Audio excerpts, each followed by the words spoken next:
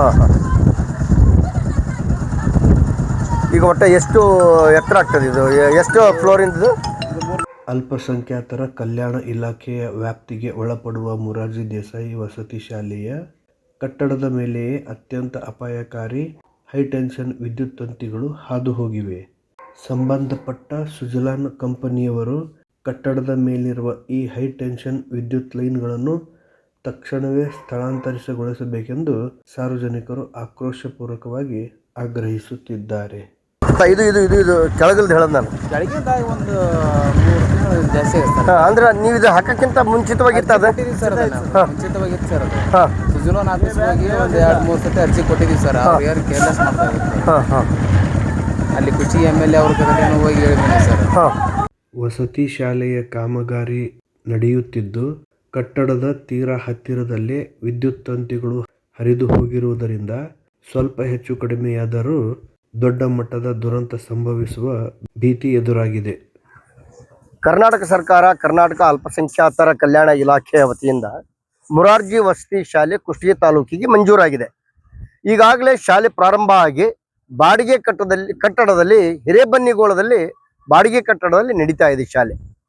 ಅಲ್ಲಿ ಈಗಾಗಲೇ ಈ ಸಂಪೂರ್ಣವಾಗಿರ್ತಕ್ಕಂಥ ಕಟ್ಟಡ, ಈ ಬಿಲ್ಡಿಂಗ್ ಇಲ್ಲಿ ಪೂರ್ಣಗೊಂಡು ಸುಮಾರು 2-3 ವರ್ಷಗಳು ಪೂರ್ಣ ಆಗಬೇಕಾಗಿತ್ತು. ಆದರೆ ಕೆಲವು ಕಾರಣಾಂತರಗಳಿಂದ ಈ ಕಾಮಗಾರಿ ನೆನಗುದಿಗೆ ಬಿತ್ತು. ಈಗ ಮತ್ತೆ ಪ್ರಾರಂಭ ಆಗಿದೆ.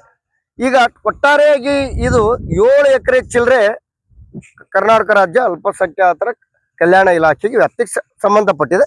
ಇದನ್ನು ಬೇರೆ ಇಲಾಖೆಯವರು ಕೂಡ ಈಗಾಗಲೇ ಇದನ್ನು ಸಂಪೂರ್ಣವಾಗಿ ಹದ್ದುಬಸ್ತು ಹಾಕ್ಕೊಂಡು ನಾವು ಕಂಪೌಂಡ್ ಕೂಡ ಇಲ್ಲಿ ಕಟ್ಕೊಂಡಿದ್ದೀವಿ.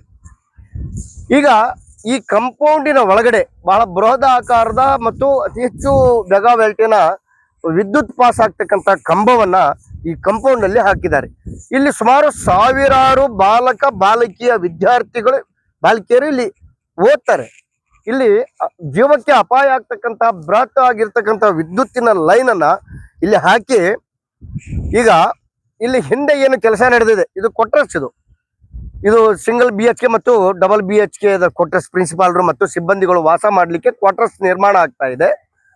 ಈ ಕ್ವಾರ್ಟರ್ಸಿನ ಮೇಲ್ಭಾಗದಲ್ಲಿನೇ ಈ ವಿದ್ಯುತ್ ಸಂಪರ್ಕದ ವೈರ್ ಈಗಾಗಲೇ ಹಾದು ಹೋಗಿದೆ. ಇದು ಮುಂದಿನ ದಿನಗಳಲ್ಲಿ ಅನಾಹುತಕ್ಕೆ ಈಡಾಗ್ತದೆ. ಈಗ ಇಲಾಖೆಯವರು ಮತ್ತು ಈ ಕಾಂಟ್ರಾಕ್ಟರ್ ಕೂಡ ಸಂಬಂಧಪಟ್ಟಂತ ಇಲಾಖೆಯ ಗಮನಕ್ಕೆ ತರಲಾಗಿದೆ. ಇದು ನಾನು ಹೇಳಲಿಕ್ಕೆ ಬಯಸ್ತೇನೆ, ಯಾರು ಇಲ್ಲಿ ಈ ಕಂಪೌಂಡ್ ಅಲ್ಲಿ ನೀವು ಹಾಕಿದ್ದೀರಿ ಆ ಇಲಾಖೆಯವರಿಗೆ ನಾವು ಕೂಡ ಪತ್ರ ಬರಿತೀವಿ, ನಾವು ಆಗ್ರಹ ಮಾಡ್ತೇನೆ. ಈ ಕಂಬವನ್ನ ಅತಿ ಶೀಘ್ರವಾಗಿ ಇದನ್ನ ಶಿಫ್ಟ್ ಮಾಡಬೇಕು, ಕಂಪೌಂಡ್ ಹೊರಗಡೆ ಇದನ್ನ ಹಾಕಬೇಕು. ಈಗೇನು ಈ ಬಿಲ್ಡಿಂಗ್ ನಿರ್ಮಾಣ ಆಗ್ತಾ ಇದೆ, ಈ ಬಿಲ್ಡಿಂಗ್ ಸುಮಾರು 3 ಅಂತಸ್ತಿನ ಬಿಲ್ಡಿಂಗ್ ಇದು. ಈಗ ನೋಡ್ರಿ, ಒಂದು ಮೊದಲೇ ಸ್ಲ್ಯಾಬ್ ಹಾಕ್ಲಿಕ್ಕೆ ಆಗೋದಿಲ್ಲ.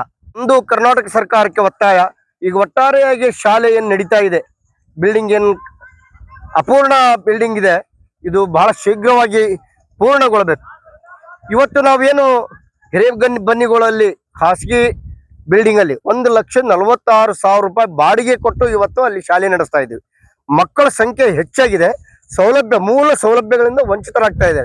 ಬಾತ್ರೂಮಿನ ತೊಂದರೆ ಆಗ್ತಾ ಇದೆ, ಲ್ಯಾಟ್ರಿನ್ ರೂಮಿನ ತೊಂದರೆ ಆಗ್ತಾ ಇದೆ, ಆವರಣ ಮಕ್ಕಳಿಗೆ ಆಡ್ಲಿಕ್ಕೆ ಆವರಣ ಇಲ್ಲ, ನೀರಿನ ವ್ಯವಸ್ಥೆ ಇಲ್ಲ, ಅಲ್ಲಿ ಯಾವುದು ಕೂಡ ಮೂಲ ಸೌಕರ್ಯಗಳ ಕೊರತೆಯಿಂದಾಗಿ ಮಕ್ಕಳಿಗೆ ಚರ್ಮ ರೋಗ ಮತ್ತು ಅನಾರೋಗ್ಯದಿಂದ ಬಳಲ್ತಾ ಇದ್ದಾರೆ. ಹೀಗಾಗಿ ಕರ್ನಾಟಕ ಸರ್ಕಾರಕ್ಕೆ ನಾನು ಕೂಡ ಒತ್ತಾಯ ಮಾಡ್ತೀನಿ, ಅತಿ ಶೀಘ್ರವಾಗಿ ಈ ಕಾಂಪೌಂಡ್ ನಲ್ಲಿ ಶಾಲೆ ನಿರ್ಮಾಣ ಆಗಬೇಕು. ಮಕ್ಕಳು ಇಲ್ಲಿ ಬಂದು ಚೆನ್ನಾಗಿ ಓದಬೇಕು. ಅದರ ಜೊತೆಗೆ ಸುಮಾರು 1.5 ಕಿಲೋಮೀಟರ್ ಮುಖ್ಯ ರಸ್ತೆಯಿಂದ ದೂರ ಇದೆ ಇದು. ಆ ರಸ್ತೆ ಕೂಡ ಹದಗೆಟ್ಟು ಹೋಗಿದೆ, ಸುಮಾರು 2 ಆಳ ತೆಗ್ಗಿದಾವಲ್ಲೆಲ್ಲ. ಅದು ಕೂಡ ಮುಂದಿನ ದಿನಗಳಲ್ಲಿ ರಸ್ತೆ ಆಗಬೇಕು. ಇದನ್ನ ಮೊದಲನೇ ಮಾತು, ಶಾಲೆ ಇಲ್ಲಿ ತಂದು ಹಾಕಿರೋದೇ ಕೂಡ ಅಗದಿ ಅವೈಜ್ಞಾನಿಕವಾಗಿರ್ತಕ್ಕಂಥದ್ದು ಮತ್ತು ಸೂಕ್ತ ಸ್ಥಳವೇ ಇದಲ್ಲ. ಇದು ಕರ್ಲ್ ಭೂಮಿ, ಇಲ್ಲಿ ಆಳವಾಗಿ ಹೆಚ್ಚಿಗೆ ಹೋಗಬೇಕು ಮತ್ತು ಮುಂದಿನ ದಿನಗಳಲ್ಲಿ ಈ ಬಿಲ್ಡಿಂಗ್ಗಳು ಸುರಕ್ಷಿತವಾಗಿ ಇರ್ತವೆ ಅಂತಕ್ಕಂಥದ್ದು ಮತ್ತು ಲೈಫ್ ಮುಂದೆ ಬರ್ತದೆ ಈ ಬಿಲ್ಡಿಂಗ್ಗಳಿಗೆ ಅನ್ನೋದು ಅಷ್ಟು ಗ್ಯಾರಂಟಿ ಇಲ್ಲ. ಹೀಗಾಗಿ ಇಲ್ಲಿ ಗುತ್ತಿಗೆದಾರರು ಕೂಡ ಬಹಳ ಗಂಭೀರವಾಗಿ ವೈಜ್ಞಾನಿಕವಾಗಿ ಬಿಲ್ಡಿಂಗ್ಗಳನ್ನು ನಿರ್ಮಾಣ ಮಾಡಬೇಕು.